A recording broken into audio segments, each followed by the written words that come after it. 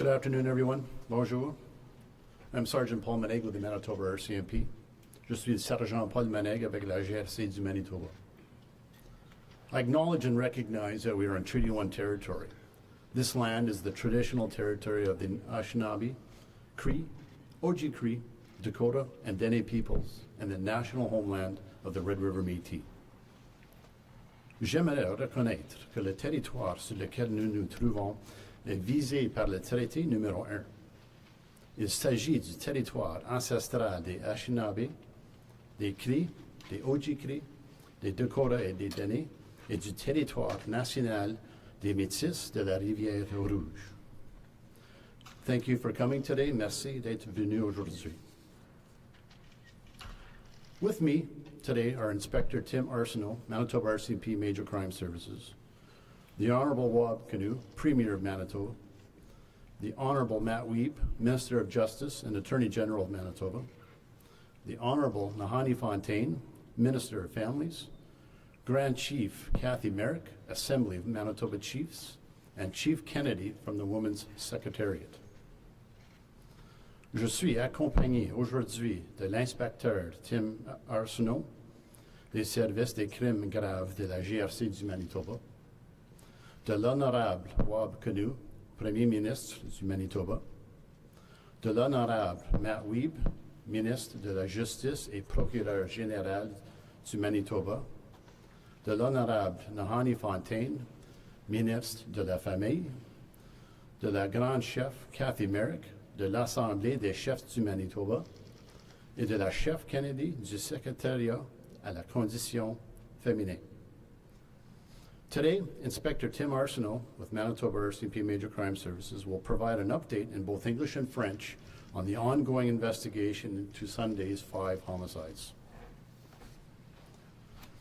Aujourd'hui, l'inspecteur Arsenault du service des crimes majeurs de la GRC fournira une mise à jour en anglais et en français sur l'enquête en cours concernant les 5 homicides de dimanche. Following his remarks, Grand Chief Kathy Merrick, along with Premier Wab Kinew, will say a few words.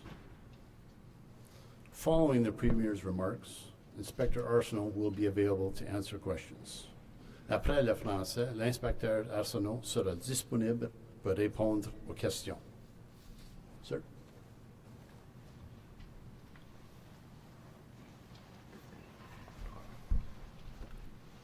Thank you. Premier, Grand Chief Merrick, Honourable Matt Wiebe, Honourable Nahanni Fontaine. Thank you for being here with us this afternoon. We know today's update will be difficult for many to hear, and our thoughts continue to be with the families and friends who are dealing with this unimaginable tragedy. Our thoughts are also with the community of Carman, who are mourning the loss of an entire family, which we now know includes a youth and 3 young children. The investigation into the 5 deaths that occurred on Sunday, February 11th, is continuing with officers from Major Crime Services and from a number of specialized units investigating every aspect of this crime. Evidence that was gathered yesterday evening and early this morning has led, in close consultation with the Crown, to the laying of 5 first-degree murder charges against Ryan Manakisik, a 29-year-old male from Carman, Manitoba. He remains in custody. Ryan Manakisik is the same male suspect who was initially arrested and taken into custody yesterday morning on Highway 248 in the RM of Cartier. The deceased individual, who was located on Highway 3, has been identified as a 30-year-old female who was living in common law with the accused. The 3 deceased children, who were located outside of the burning vehicle, have been identified as their 6-year-old daughter, their 4-year-old son, and their 2.5-month-old daughter. The deceased individual located at the residence in Carman was the 17-year-old niece of the 30-year-old deceased female. All 5 victims lived together in the community of Carman. Yesterday, we had provided information that a witness assisted in pulling the 3 young children from the burning vehicle. However, in speaking with the witnesses and gathering other information, this is no longer accurate. Further information has revealed that it was the suspect that removed the children from the vehicle. Our officers are now working to determine a timeline of events. Until we have a clearer picture of what occurred and when, we will not be able to provide any details. Officers are no longer on the scene at the highway locations. The highways are opened again, but we remain on the scene at the residence in Carman. Autopsies occurred today and are scheduled to continue tomorrow. We continue to have dozens of officers work on this file to ensure there's a thorough and complete investigation and we gather all the evidence available. Young innocent lives were senselessly taken yesterday, and we grieve with all Manitobans. Thank you. Monsieur le Premier Ministre, Grand Chef Merrick, l'Honorable Matt Weeb, l'Honorable Nahami Fontaine, merci de votre présence ici aujourd'hui. Nous savons que ce compte rendu sera difficile pour beaucoup de gens. La famille et les amis aux prises avec cette tragédie imaginable sont toujours dans nos pensées. Nous pensons également à la collectivité de Carman qui pleure une famille entière, y compris, nous le savons maintenant, une adolescente et 3 jeunes enfants. L'enquête sur les 5 meurtres du dimanche 11 février se poursuit. Les services des crimes majeurs en étudiant chaque facette avec l'aide de plusieurs services spécialisés de la GRC. Après consultation avec le ministre public, les services à conviction recueillis hier soir nous conduisent à porter 5 chefs d'accusation de meurtre au premier degré contre Ryan Manakisik, 29 ans, de Carman au Manitoba. Il est toujours en détention. Ryan Manakisik est également le suspect qu'on avait placé en détention hier matin après l'avoir arrêté sur la route 248 dans le RM de quartier. La femme retrouvée sur la route 3 a été identifiée la conjointe de fait du suspect, âgée de 30 ans. Les 3 enfants retrouvés à l'extérieur du véhicule en flammes ont été identifiés comme leur fille de 6 ans, leur fils de 4 ans et leur fille de 2 mois et demi. La femme retrouvée dans le domicile à Carman étant, quant à elle, la nièce de 17 ans de la femme âgée de 30 ans. Les 5 victimes habitaient ensemble à Carman. Nous avons annoncé hier qu'un témoin avait aidé à tirer les 3 enfants du véhicule en flammes, mais après nos échanges avec ce témoin, cette information se révèle inexacte. C'est plutôt le suspect accusé lui-même qui a tiré les enfants du véhicule. Nous travaillons maintenant à établir la chronologie des événements. Nous pourrons donner davantage de précision quand nous saurons plus clairement que c'était produit et quand. Nos agents ont terminé leur recherche sur les routes concernées. Les routes sont ouvertes, mais se trouvent toujours au domicile à Carman. Des autopsies sont prévues d'aujourd'hui et demain pour déterminer la cause exacte des décès. Des dizaines de nos agents sont toujours à pied d'œuvre pour une enquête rigoureuse et complète. De jeunes vies innocentes ont été perdues hier. Nous sommes en deuil comme toute la population manitobaine. Merci.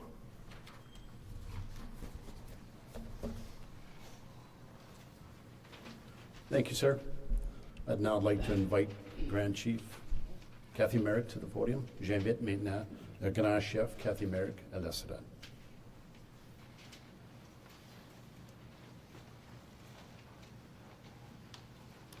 Visane nanaskumun episiayak episimama wayak kisigagon yanimotamak My name is Kathy Merrick. I'm the Grand Chief for the Assembly of Manitoba Chiefs. I represent 62 First Nations and 172,000 of our people. And I'm here today, I'm very saddened with the news that we received in terms of what happened over the weekend. And it's not our way as a people. It's not our way in our culture, in our language, when we talk about violence. It's violence, something that we have learned as a people. And I'm very heartbroken with the loss of our women and the loss of young ones that we have lost over the weekend. And it's heartbreaking to speak to it. I'm a grandmother, I'm a kokum, I have grandchildren, and I was thinking about them when I was sitting here. And that we have to prevent these things from happening to our families. We need to be able to ensure that we be able to provide our relatives with what they need in their life in terms of the disparities that we encounter with our relatives. And it's sad that people are struggling and that we need to ensure that they have access to culturally appropriate services, that we be able to ensure that we see, and that we be able to ensure that we provide that for them. A lot of our people get caught in between and they struggle, and these things happen. I'm sure the man loved his children. I'm sure that he's sorry that he had to pull them out of the vehicle, but he did something wrong. And that's why we're here today, to speak to that wrongness that happened. And that these children have lost their lives where they would have had good long lives to live. And now they're gone. The mother is gone. The niece is gone. We have to respect life. We only get one chance at life. We have to respect it. We have to ensure that our relatives respect life so they don't end up in the systems. So we have a lot of responsibility as leaders, as mothers, as kokums, that we be responsible as to how we teach our children to be respectful. So with that, condolences to the community and to the families that are suffering right now, and that we pray for them, and that we be with them, and that we support them.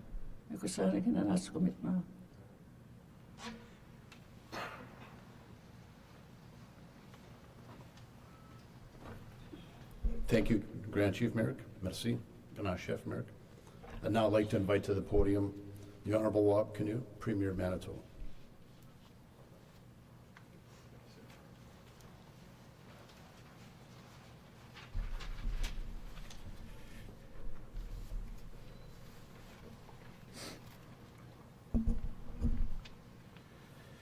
To my fellow Manitobans and Canadians,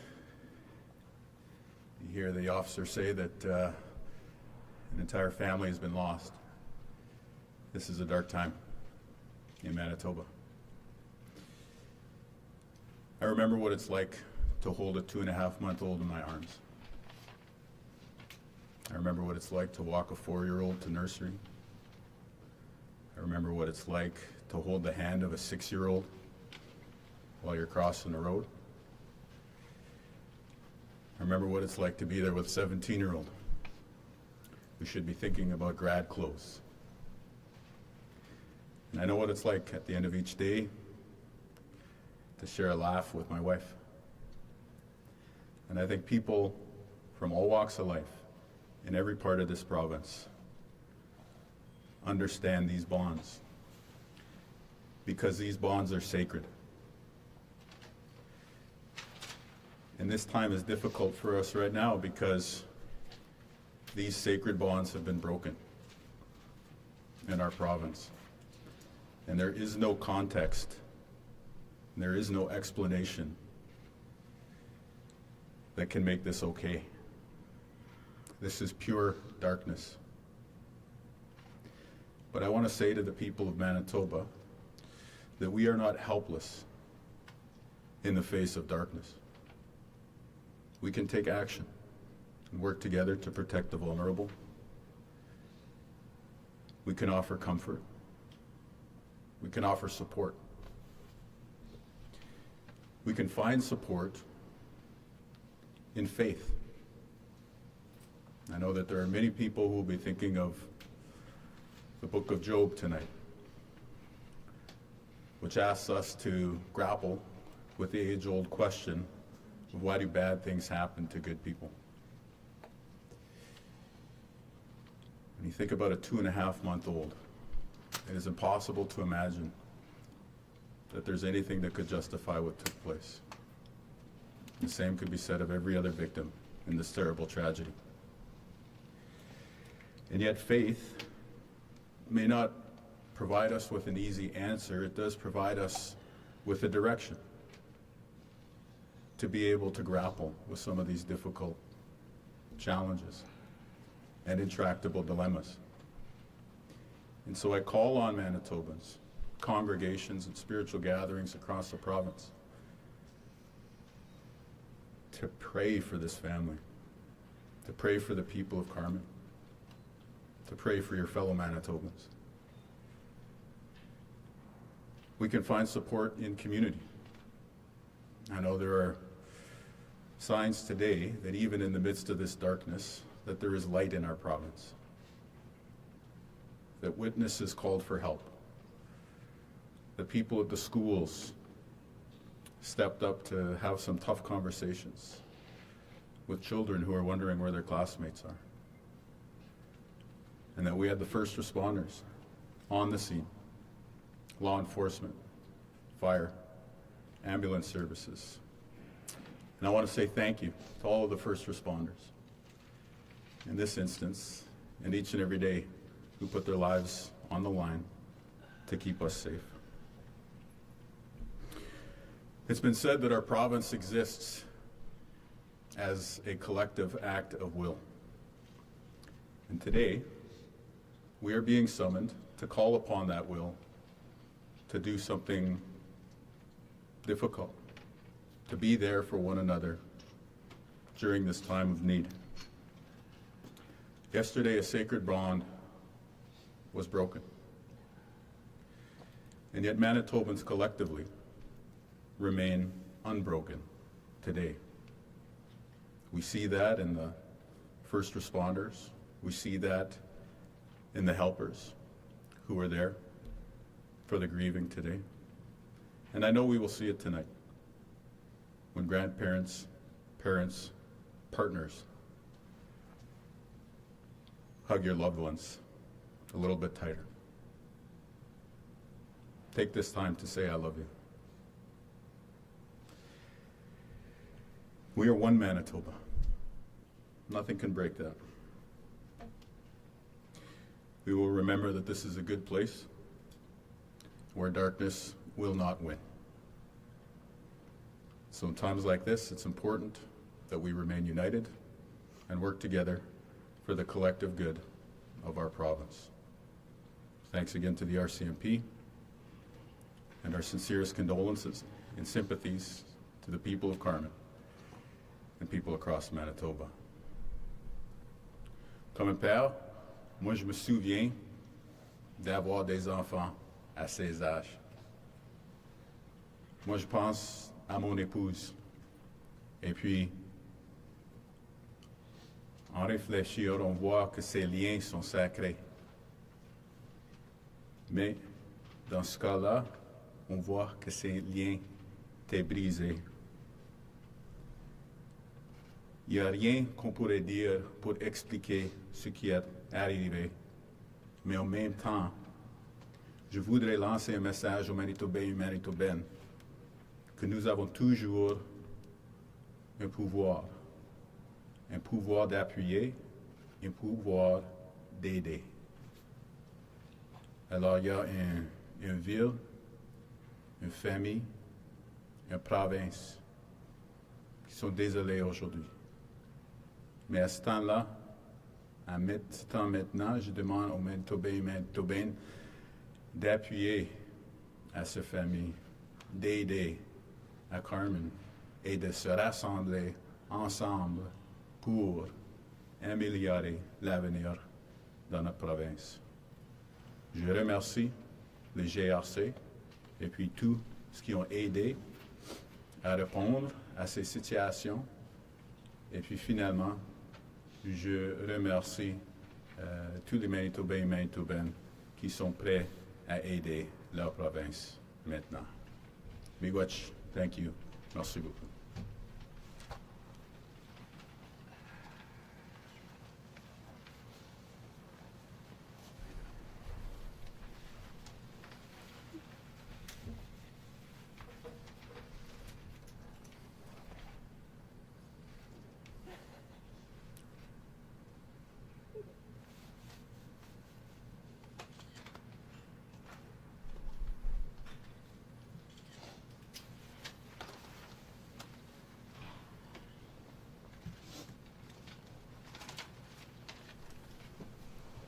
Thank you, Mr. Premier. Merci, Monsieur Premier Ministre. Now, if there are any questions, I will invite Inspector Arsenault to the podium and he'll answer what he can.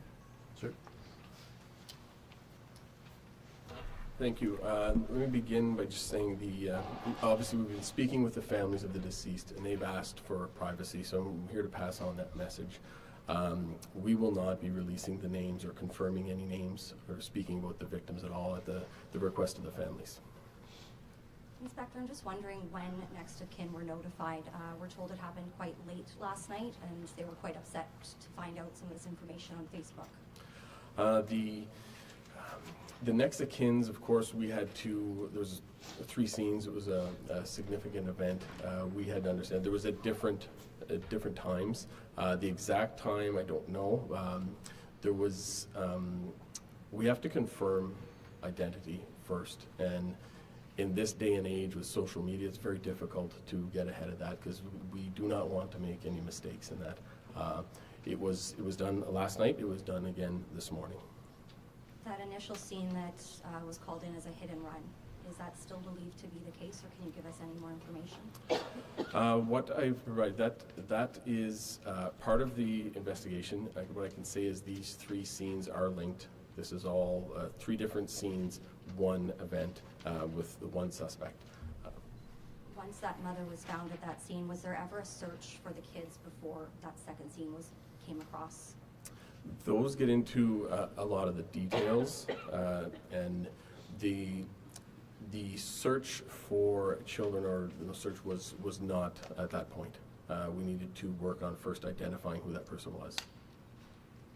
Hi, Tim Morderani from the Globe and Mail. I was in Carman today, and some of the family members told us about Ryan's history with intimate partner violence and how the police were called last year at one point.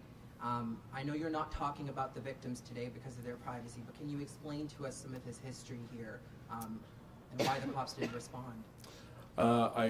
I won't be able to speak to his history. Obviously, as I said, we're 30 hours into this investigation. We're continuing to gather that. We do have a lot of that, the history, and we're trying to determine, we understand the what now, we need to understand the why. That's what takes longer, and we are getting there. As we gather this information, it becomes evidence in the court case, and we're not going to jeopardize that, so I won't be able to speak to any of it here. Can you speak to why the circumstance behind the fire on the vehicle that's set by the suspect? Can you speak to anything on that? No, I can't. Not to anything more that I've already spoken about. It's along the same lines. That all forms part of the evidence, which will be forwarded to the Crown for trial, and we don't want to jeopardize having someone held accountable. Can you give any more details on the timeline itself? The timeline is still worked on. I can go back over what we knew yesterday. We were called at 7:30 in the morning for the body in the ditch, which was potentially a hit and run initially. That's what the call was. At 10 a.m. we received the call, which was, and the first one was the Carman detachment. The second one was a Headingley detachment at 10 o'clock for a vehicle on fire. And there is no third call. The investigators, as they start putting the pieces together and understanding the evidence, the investigators, what they discovered led them to the house in Carman. Is it believed that the incident at the home in Carman happened first, or was it the incident on the highway south of Carman? We are starting to understand that, but I can't speak to it. Can you, or have you been able to determine specific causes of death for all 5 victims? No, the autopsies will be the official process that will help with that. Those autopsies are going on today and tomorrow. Why lay charges now when we don't have a timeline yet? We have... First-degree charges, right? Yes, and we have evidence that gets us to the point we believe there's a reasonable likelihood of a conviction. We've consulted with the Crown all the way along. We do have evidence, and we do understand some of the timelines. Like I said, I'm just not going to be able to speak to them here. Is it believed the children were killed elsewhere and brought to where they are, or died in the fire? That is very specific evidence that we're not going to speak to.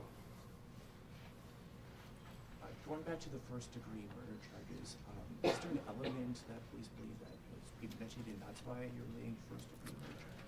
Well, in not speaking to this specific case, but in general, first degree, that would lead one to believe there's premeditation and some planning involved. That's where first degree comes up from second degree. And going back to the car fire, can police reveal at this time as to why the car was on fire? Did it hit another car? Was it lit on fire? No, we can't speak to it. What I can say is that it was the only vehicle. There was no other vehicle involved. Just kind of getting back to a question that was asked earlier, can you confirm that RCMP had been called to that home in Carman in the past? No, I can't confirm that. Sorry, I just want to clarify, the 17-year-old, was that the niece of the 30-year-old or her cousin? Just because we've heard a few different things. It's the niece of the 30-year-old. And can you tell us a little bit about how you now know that the accused removed the children from the vehicle? Yesterday we spoke, we wanted to get information out as quick as we could, so it was about 9 hours into the investigation. We've clarified with speaking with witnesses who were there, and there was a little bit of confusion with the witnesses pulled them out, but it wasn't that. The witnesses saw the suspect pulling the children out. Is it still accurate to describe that first call as a hit-and-run situation? That is what the call was that came in. Our investigation has obviously expanded beyond that, and like I said, the 3 scenes are related. But I can't speak to specifics if it turns out to be that or something else. But it wasn't a hit-and-run? We're still working on that. Can you speak to why the area was so wide, why there was 3 different scenes? There's the ditch, there's the car crash incident, and there's the home as well, too. So this is where the events happened. Clearly, we're still working on the timelines and going backwards. Obviously, things happened before we're ever alerted. The police are first alerted at 7:30 and begin the investigation into what is initially reported as a hit and run. That, we continue that investigation, but it's a second call that comes. It's in a different location. We are gathering information as to how and why these things are all spread out, but I won't be able to speak on specifics. And also, in terms of the suspect pulling the victims out of the vehicle as well, too, is there a reason why the suspect? We have some information that we understand that we're working on, but I can't speak to it. And I just part of it was to clarify what we had thought was yesterday. So we were speaking to it, and that's about it. Sorry, Inspector, you said that all of the victims lived in the house, and Ryan was the common law partner. Was he living at the home with all of them at the time? Yes. Just going off that as well, he is the father of these 3 children as well? Yes, he's the father, and the deceased, the 30-year-old, is the mother. Is this being investigated as an incident with intimate partner violence, domestic violence? Can you give us some details about that? Well, as an investigator, it's being investigated as 5 homicides. Again, the why, and we're getting to that, but that's going to take time, and we want to get it right. The suspect here, are you able to say when he'll be in court for these charges first? So he was charged with the 5 degrees. That charge has been laid. The first appearance process would be going on probably as we speak today. We don't have exact dates yet. Anticipate in a couple weeks there will be another appearance. You're talking to the public right now, right? Are you hoping to get more information from the public? Like, when are you going to sort of tell us more details? What's the plan for that now? Well, as always, we have investigators. We have teams of investigators that have been on this all night. Have worked all through the day and are continuing to work today. Obviously, anytime, if anybody, there was 3 different scenes. If anybody has any information of seeing anything, yes, please call the police. And we're also interviewing, we've also interviewed a lot of people who see these things, but if someone has something to add that we haven't spoken to them yet, absolutely, we'd like them to call us. Inspector, Ryan was taken into custody at the scene, one of the scenes, I should say, yesterday. Did he go with officers willingly? Yes, there was no issue with the arrest. And has he been cooperative with investigators? That is part of what the evidence we're continuing to gather. We have obviously we speak with him and try to understand what has happened. So we have been speaking with him yesterday and today. Can you say whether he was possibly under the influence of anything when he was arrested? I don't have that information. I can't speak to that.